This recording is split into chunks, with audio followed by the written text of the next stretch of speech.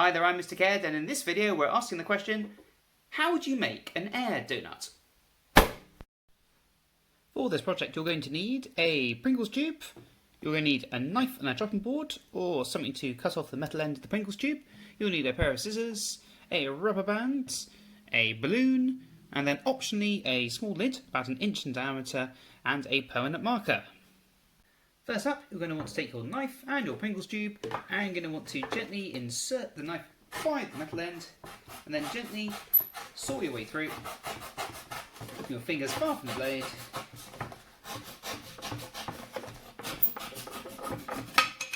until the metal end comes off like that. Then take the lid off your Pringles tube and your permanent marker pen, and your lid, and then carefully draw around the lid in the middle of your Pringles tube lids, like so. Once you've done that,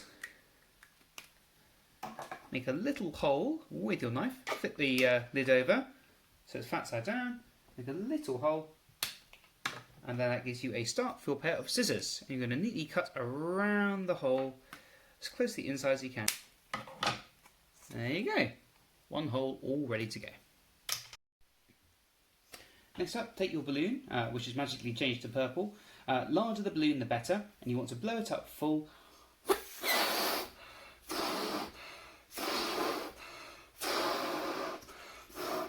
And then just hold it like that for a couple of minutes or so, let it really stretch out. And once it's stretched out, let it deflate, give it a jolly good stretch.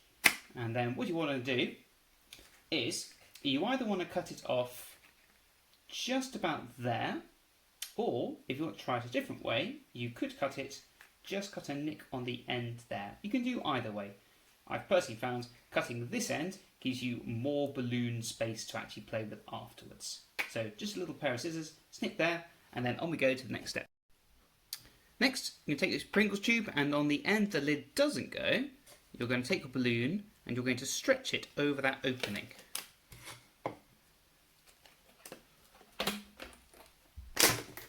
Like that. Try and make it so that the bit you blow into is in the middle of the balloon, if at all possible. Make sure you've got enough stretched on, a centimetre worth of rubber. Then take your take your rubber band, and then double turn your rubber band so it is on top of the balloon, just like that. So you should be able to pull this. Oh, that was satisfying. Whoop, there you go. And it shouldn't pull on through.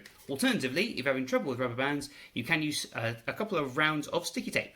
Finally, take your lids, stick it on the other end, and your complete Vortex cannon is complete. Let's go test it out. Okay, so we managed to make our air donuts cannon, but the question is, can we knock something down with it? Turns out very easily, yes, but point blank is easy. Let's see how far away we can actually knock something down. Right, test 1, 50 centimetres. Easy. Test number 2, 75 centimetres. Gosh, still going. Test number 3, 1 metre. Oh, just. Test number 4, 1.5 metres. Oh, just not quite enough. So what's the big idea with making air donuts?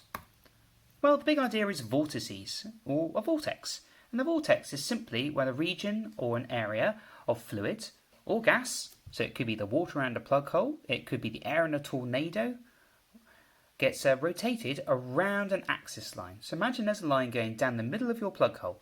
The water rotates around it as it gets pulled down.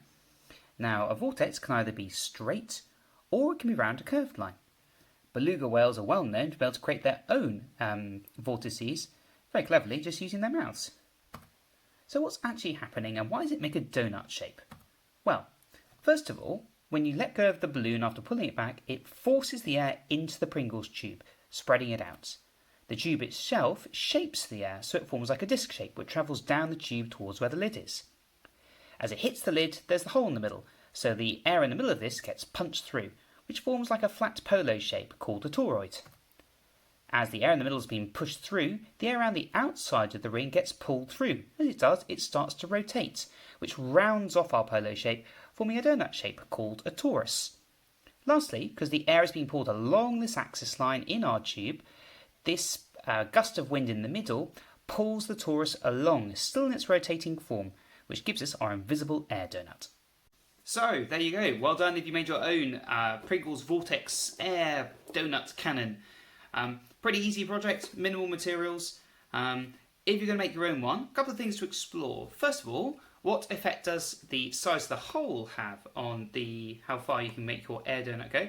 Second of all, does the length of the tube make a difference? If you try using a toilet roll tube, do you end up with a further shot or a nearer shot? And finally, does it make a difference with the size of the balloon at the back? Now, what I'd like you to do is have a go yourself and then post in the comments below how you made yours and what was the longest distance you could make it go. Finally, if you want to actually see the donut, the best thing you can do is try and get some form of vaporized smoke or vapor into the tube. Now, I'll leave that up to your creative thinking, but if you can get it into there, what you should see when you actually set it off is the actual donut itself. So, thanks very much for tuning into this video. I hope you found that interesting. Looking forward to seeing your comments below, and there'll be more videos coming up soon, hoping for one a week, but we'll wait and see. But for now, I've been Mr. Cairds. Thanks for tuning in, and I'll catch you in the next video.